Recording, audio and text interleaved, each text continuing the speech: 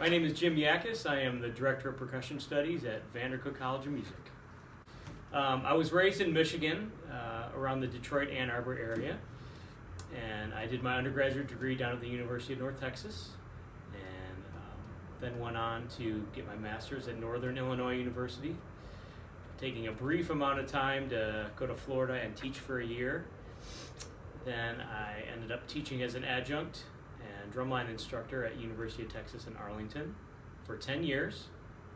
And then this is my 5th year up in Chicago at VanderCook College of Music. I was what they call ABD, all but dissertation, when I left Texas in 2015. And I finished up my doctorate in December of 18 at University of North Texas. And I'm still working up here. I know you've traveled a lot, so I was wondering if you could tell us about some of the places you've been.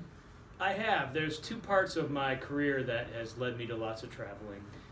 I think you have one of them on there, so we'll save that. That's the drum corps part of it. But the other part was my study in world music. The first international travel was probably through the steel band during my master's degree, where there was a big steel band at the school I went to. And first we were invited to do a steel band festival in Trinidad, which is the birthplace of the steel drum, or pan as they call it down there. The other travel was going to South Korea, Seoul, South Korea, for in coordination with the World Cup in 2002. We played a drum festival there, so that was a really cool experience. It was about 15 to 20 percussion ensembles, all on the same stage from all parts of the country, and we, which was ironic, an American band representing a Caribbean art, which is steel band. I have also traveled to Africa for my DMA degree. My related field, which is kind of like a minor, was ethnomusicology, and I studied a lot about African music. And my professor down at North Texas, Stephen Friedson, has been traveling to Ghana for, at that point, about 12 to 18 years, and he had some land there. And we did a study abroad project for 3 weeks in Ghana. So it was everything living with the people there, cooking, visiting schools, going to all the events, and also, of course, learning the music. It was a great experience. I know in percussion ensemble you talk about how they learn music different in Africa. I was wondering if you could speak a little bit about that. Sure. Yeah, I mean, anytime you travel internationally, and for that matter, learning world music, the more you can get out of your comfort zone and learn music different ways, the more you know your own music. It's the same with meeting people. The more people you know, I feel, the more you get to kind of know yourself. So by all the study of world music, learning how people perceive music brings me to a lot of things. It brings a greater variety to how I learn music and also how I teach music. So one thing that's true in a lot of cultures throughout the world, outside of the Western music art form, is learning music by rote. So nothing is written down. You learn it by rote. And what comes with that is their perception of the music. Since it's never written down, they don't necessarily have certain checkpoints or structured ways that we know of for learning, like slowing things down, writing it out, playing with metronomes, playing with a conductor. It's all by rote. Now, I think what you're referring to is learning the tempo at which you learn something. One thing that I was fascinated with is when they were showing me these drumming patterns, they almost refused to slow it down or show me where beat 1 is, because that's not how they were thinking. And I actually appreciated that in the end, because in order to conceptualize or perceive the music the way they do, I have to learn it the way they did, in Africa. So I say that a lot in percussion ensemble. Sometimes it's worth not slowing things down. Now, 90% of the time, the music we play, it's totally worth slowing things down and doing some bit of analysis. But for us, because we're such a movement-based instrument, sometimes if you slow it down too much or too long, you're actually creating some habits that are detrimental to the final product. And then the other aspect of your travel is you have a lot of DCI experience, so I was wondering if you could speak a little bit about that. Yeah. So I was part of a great high school marching program. So that was a big part of my music making when I was in high school. I started as a drum set player, but when I got to high school, I was part of like a competitive marching band program. And I was passionate about it, so I wanted to continue that. So after marching 4 years with the Madison Scouts, I taught at a couple different places, and then I went back to the Madison Scouts to teach and to be an arranger there with a total of 12 summers. And I learned a lot about being a musician. I would never trade that experience for those. Maybe a couple less summers other than 12. But, I think the biggest thing is really internalizing a product that you don't get the luxury of doing anywhere else as a professional musician. Even a symphony orchestra doesn't get to play a symphony for the same piece of music for 3 months in a row.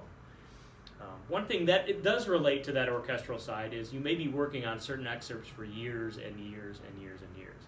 So to be able to internalize that kind of music and learn the analysis side of music. From doing marching, you can take one bar and you can work on it for days and days and days. And that's a certain skill that's really, really useful for being a musician. Can be overdone, but it's very useful. So that's some of the stuff I learned musically from drum corps. Also listening skills. Because you're playing the same music for 3 months, 8 hours a day, you really get some defined and meticulous listening skills that you won't get in other places. How many different states have you taught in? Wow. I think I have to just guess. Do you mean like full-time jobs taught in? Okay. Because I thought you meant like clinics and everything. Oh, no. I guess pretty much 4. Michigan, Texas, Florida, and Illinois. I was wondering if you could expand a little bit more on your career in Texas, because I know you spent a lot of your time there. Yeah, so I was always drawn to, I guess, the higher education teaching style. A little bit of a selfish reason, but a little bit because I just love the artistry of percussion and how I can develop and learn as a college professor that you can't necessarily do as a public school teacher. So even though I was not making a lot of money as an adjunct, I was at least in the college environment where I could continue my learning and practicing and doing recitals and giving clinics. And for some people, the passion is more weighted towards, is student-oriented.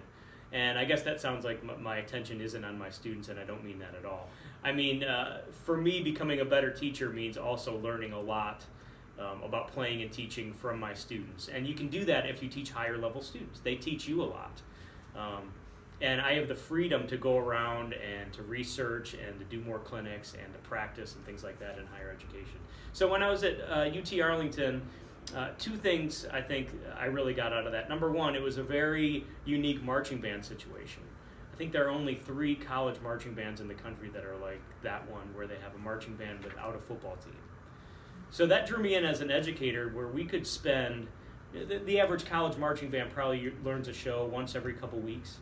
So the percentage of time in rehearsal is learning notes. For us, it was kind of like a half drum corps, half college marching band, to where we learned 1 show a year, performed at marching band exhibitions, probably about 6 events. And I could take probably the whole month of August and just teach them how to play better on their instrument.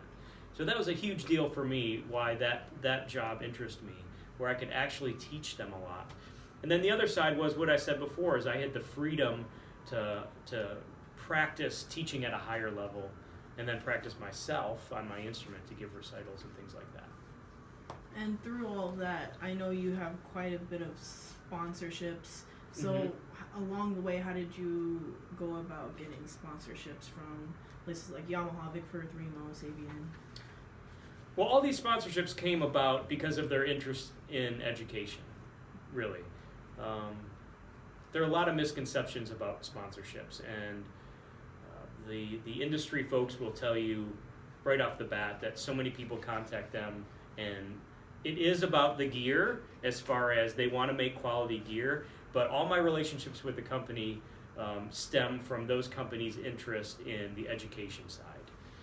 So, of course, I want the companies to grow in product development, and they all put out great products, but the fact that they can financially support me bringing in clinicians, they can support with the great digital material they have out there, if it's websites, if it's social media, they are a business, and supporting education helps them and it helps us. So it's a mutual relationship that's great.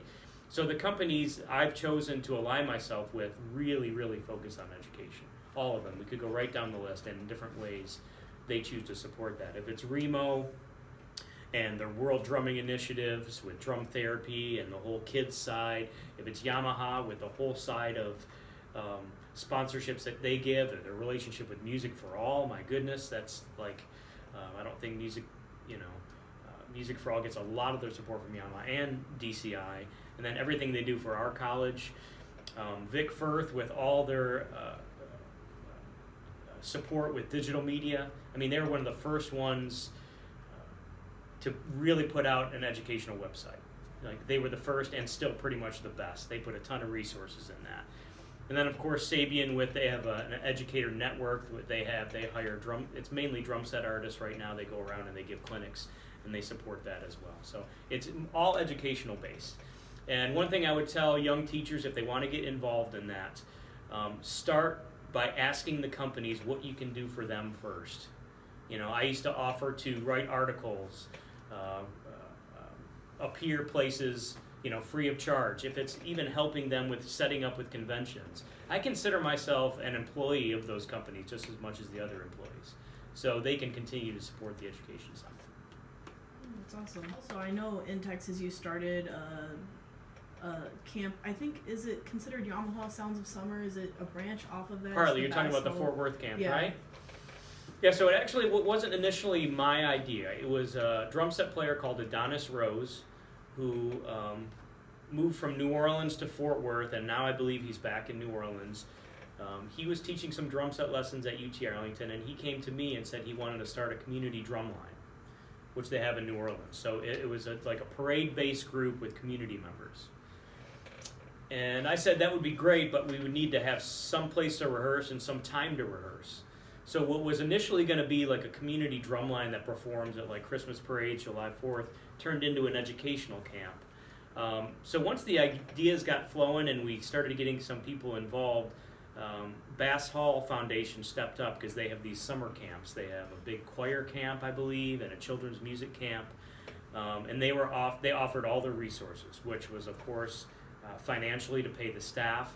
And then we got to use Bass Hall, which is this incredible symphony center, to practice drumline on. So we were doing bass drum and quad sectionals on this stage where they do operas, musicals, and symphonies, which is pretty amazing. And now it's still going with Dr. Brian West from TCU, and he's got a big staff, and it's grown and grown and grown and grown, and I'm really proud to be a part of that early on, because it really serves the Fort Worth community, and it gets the kids together, and they're able to play music from people from other high schools that they would have never known to do that with.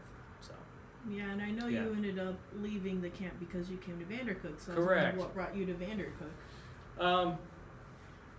A lot of things. Number one, the job opening, where I saw it. But once I started researching the school, I've always been a fan of our instruments being just a vehicle for musicianship. So I'm always, if it's a single instrument or many instruments, it's about developing your musicianship first. So I'm always jealous or wanting to be more of a multi-instrumentalist. Now, what we do as percussionists, we are multi-instrumentalists. We play all kinds of drums, all kinds of keyboards. So I'm drawn to that already. And when I looked at the mission of the school, to not only singly focus on music education, but to develop multi-instrumentalists where people are kind of testing their musicality on all these instruments, but not only that, but being part of all these large ensembles. I wish I would have had to be required to be in choir every single year. It would have helped me a lot.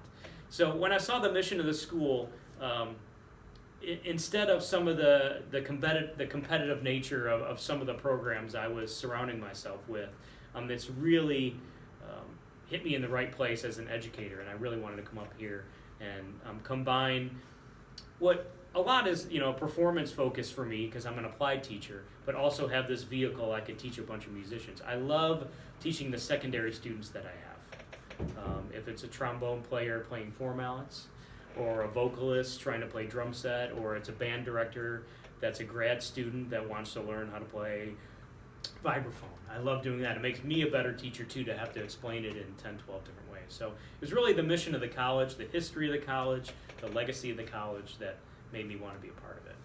What's the best piece of advice you could give to future music educators? Wow, that's a tough one. I guess the word would be balance. You can always go back to balance. To have a career in the arts is tough in a lot of ways. It's tough just from a practical side, finances and family and time management. It's also hard because you were probably drawn to music from playing your instrument or listening to music. And that side of it can be out of balance if you have to spend too much time teaching and not enough time nurturing your artistic side. So to have a career in the arts, I think if you talk to any professional performer or music educator, it's about balance. And knowing that it's a marathon, not a sprint, and trusting in that process. And my last question for you is, so this month is Music in Our Schools month. This is why we're doing the interview, and the topic is, how has music changed your life? And I want to know how music has changed your life. I think because music making is so universal, it's really helped me prioritize things in my life, what really matters. You know, you don't have to be rich, you don't have to be a certain gender or race or religion or anything to be a great musician. And that was a great equalizer in my mind all these years of developing music. And that led to other parts of my life. It helped me whittling down to everything to what is really important in life. So I think that's how music has personally changed me. And I don't know if I've ever vocalized it that way before, so thank you, Taylor. But yeah, it's anyone can experience music. And that's the great thing about being a music teacher is you find that love and you find that magic. And if it's anywhere from, you know, school, grade school kid all the way up to elderly people and any talent or experience between them. Well, thank you for having this interview. I really appreciate it. Oh, you're welcome, Taylor.